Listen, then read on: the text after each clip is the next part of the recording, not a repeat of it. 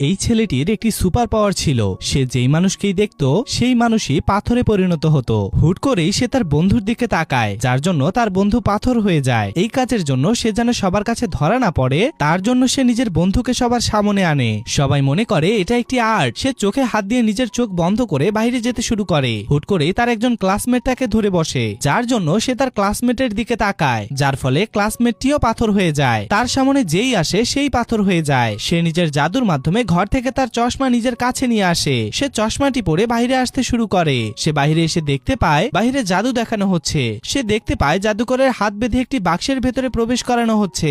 সে জাদুকরকে বাঁচানোর জন্য অদৃশ্য হয়ে বাক্সের ভেতরে প্রবেশ করে। সে দেখতে পায় 10 মিনিট পর সে এখান থেকে বের হতে পারবে। তখনই বাহির থেকে একজন মহিলা বাক্সের ভেতরে ছুরি ঢুকিয়ে দেয়, কিন্তু অবাক করা বিষয় হলো একটি ছুরিও তার শরীরে আঘাত করতে পারলো না। সে নিজের দক্ষতার সাথে নিজেকে বাঁচিয়ে নিল। এবার মহিলাটি বাক্সকে উপরে তুলতে শুরু করে। হুট করেই উপর থেকে বাক্সটি নিচে পড়ে যায়, কিন্তু এতে ছেলেটির কিছুই হয় না।